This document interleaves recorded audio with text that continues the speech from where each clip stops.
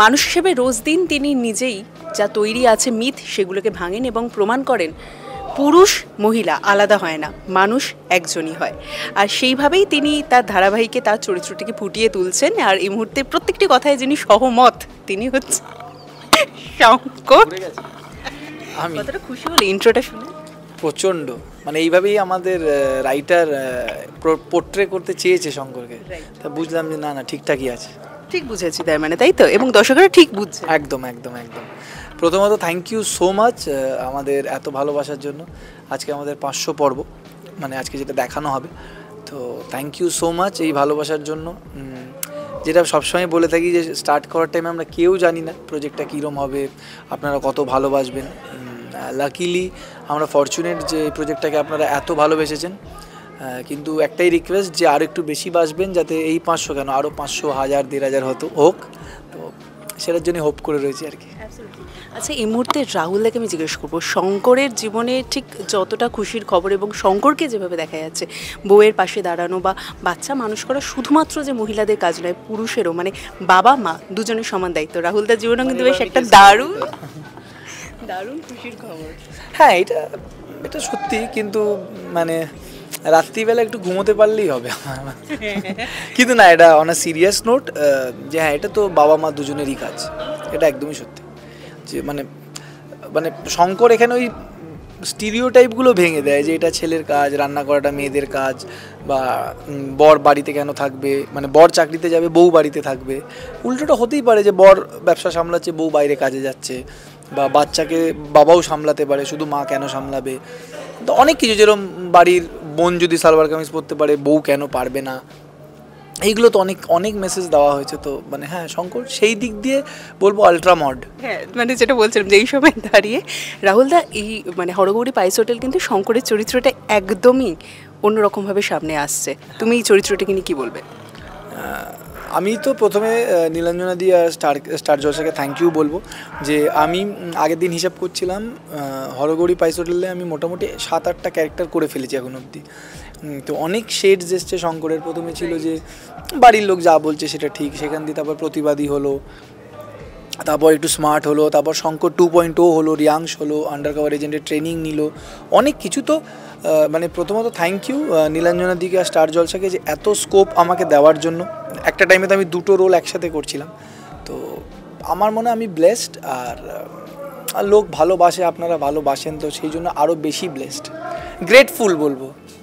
রাহুলদা, এর মধ্যেই আরেকটা জিনিস আমরা দেখেছিলাম যে মানে পুরনো সংস্কার নিয়ে কথা হচ্ছিল, যেটা রিসেন্ট এপিসোডে আমরা দেখতে পেয়েছি। রাহুলদা, সব পুরনো সংস্কারই কি ভেঙে ফেলার মতো, সব কিছুই কি বদল নিয়ে আসার মতো? তুমি তোমার জীবনে কোন কোন সংস্কারগুলো, যেগুলো আমরা ছোটোবেলা থেকে বড় হতে গিয়ে পেয়েছি, তুমি ভেঙেছো বা রেখে দিয়েছো? সব ফেলে দেওয়ার মতন না, যে বড়দের রেসপেক্ট করা, এটা তো একটা ভালো সংস্কার, এটাকে ফেলে দেওয়াটা উচিত না। বা আমরা জেনারেলি যেমন বড়দের দেখলে প্রণাম করি, তো এটা তো আমার পার্সোনালি খুব ভালো লাগে। বড়দের রেসপেক্ট করা, বাবা মাকে সম্মান করা, আর সাথে বউকেও রেসপেক্ট করা, ছোটদের সাথে একটু মশকরা করা, এগুলো তো ভালো জিনিস। আর কিছু আছে যে আমরা মানে আমি তাদের ভুল বলছি না, কিন্তু আগেকার জেনারেশন ওই মানে হয়তো সাইন্টিফিক্যালি অতটা ব্যাপারটা ছিল না বলে অনেক আমরা সুপারস্টিশিয়াস হয়ে যাই, অনেক কিছু যে এটা করতে নেই ওটা করতে নেই, ওইগুলো আমার মনে হয় কিছু ওইগুলো ছেড়ে আসা উচিত, কিন্তু ভালো জিনিসগুলো রেখে দেওয়া উচিত। মানে আমি মডার্ন হয়ে গেলাম, জিন্স পরলাম, টি শার্ট পরলাম বলে বাবা মাকে প্রণাম করবো না, এটা অ্যাটিটিউডে লাগবে, ওটা খুব ভুল। ঠিক তাই, ওটা সেরকমই আরও একটা জায়গা আমরা দেখতে পেয়েছিলাম, যেখানে দেখা যাচ্ছে যে চেনা মানুষ মানে শঙ্করের মার হঠাৎ এই বদলটা ছেলে হিসেবে শঙ্কর নিতে পারছে না। তো সেক্ষেত্রে দাঁড়িয়ে চেনা মানুষের বদল কখনো দেখেছো চোখের সামনে? তুমি কিভাবে রিয়্যাক্ট করো অ্যাজ এ রাহুল মজুমদার? চেনা মানুষ মানে আমার পারিবারিক বলবো না, কিন্তু এরম অনেক মানুষ আছে যাদের সাথে আমার হয়তো কাজের সূত্রে দেখা বা বন্ধুত্বের সূত্রে আলাপ, তো হ্যাঁ তাদের আমি চেঞ্জ হতে দেখেছি। মানে তাদের জন্য আমি মানে করে শোনাচ্ছি না, আমি অনেক কিছু হয়তো করেওছি, কিন্তু পাল্টি বা হয়তো বলতে পারো অ্যাটিটিউড, বা এখন আমি কেন বলবো। হ্যাঁ, তো মানে শুনতে খুব পম্পাস মনে হবে, মানে বিরাট বলছি এরকম মনে হবে, কিন্তু আমি কারোর কাছে কোনো এক্সপেকটেশনস রাখি না। হ্যাঁ, আমার করার কাজ আমি করেছি, আমি এটা এক্সপেক্ট করে কাজ করি না যে পরে ও আমাকে হেল্প করবে, আমি ওরম, তাই জন্য আমি না একটু দুঃখটা কম পাই। মানে মানুষ খারাপ লাগে, কিন্তু ওই ওরম না যে আমি ওর জন্য এটা করলাম ও আমাকে করলো না, তো এই এক্সপেকটেশনটা থাকে না, তো তাই আমি কষ্টটা কম পাই। মানে ওই রিস্কটা আমার একটু কম। যে আমি যদি তোমার জন্য কিছু করলাম, আমি এটা কোনোদিনই ভাববো না যে তোমাকেও আমার জন্য করতে হবে। তো তুমি যদি কোনোদিন পাল্টি খাও, খারাপ লাগবে, অ্যাজ এ হিউম্যান বিং খারাপ তো লাগবেই। আমি ওটা বলবো না যে আমার হ্যাঁ, কিন্তু আমার ওটা ঠিক আছে, আমি তো রিটার্নে কিছু পাওয়ার জন্য করিনি, তো ওইটা ঠিকঠাক হোতা হ্যায় চলতা হ্যায়। কিন্তু আমি খুব কুল এই ব্যাপারগুলো। কিন্তু এই যে একটা প্রাপ্তি, মানে এক্সপেক্ট না করতেই যখন বেশি ভালোবাসা পাও, তখন তো বোধহয় আলাদাই লাগে। তাই জন্য 500 এপিসোড। হ্যাঁ, এটা সত্যি। মানে আমি এখনও বলি, বারবার বলি, সব ইন্টারভিউতে বলেছি, আগেও বলি যে আমি যখন স্ট্রাগল করছিলাম কোনো দিন ভাবিনি যে আমি শো করতে গেলে 10-15 হাজার 20 হাজার লোক রাত্রিবেলা ওয়েট করবে, বা এই আজকেই এখন হলো অনেকে এসেছিলেন ছবি তুলতে, লোক আমার জন্য এসে স্টুডিওর বাইরে থাকবে, 2টো লোক হোক, একটা লোক হোক, ছবি তুলবে, বা আমি কোথাও বেরোলে লোক ছবি, আমি সিরিয়াসলি কোনো দিন ভাবিনি। তখন স্ট্রাগল করছিলাম, একবার কিছু হচ্ছিল না, অনেক জায়গায় রিজেক্ট হয়েছি। আমি আগের দিন গল্পও করছিলাম, একটা এমন প্রজেক্টে রিজেক্ট হয়েছি হয়তো সেটা করলে লাইফ ক্যারিয়ার শেষ হয়ে যেত, সেটা তখন দুঃখ পেয়েছি, কিন্তু এখন মনে হয় যে না, ওটা ভালো হয়েছে।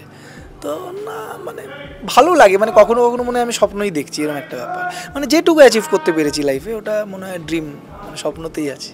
এবং যারা শঙ্করকে পর্দায় দেখে অনেকেই হাবুডুবু খান প্রেমে, যদিও প্রীতিদির কথা জানেন তারা, তাও এই ক্রাশ খেতে কী দোষ আছে? তারা কিন্তু আজকে আরেকবার হাবুডুবু খাচ্ছে, কারণ গায়ে হলুদের পোশাকে কি মানে ম্যারিনেট হয়ে দাঁড়িয়ে আছো। হ্যাঁ, সবাই হলুদ পড়েছে, সবাইকে হলুদ পরিয়ে দিয়েছে।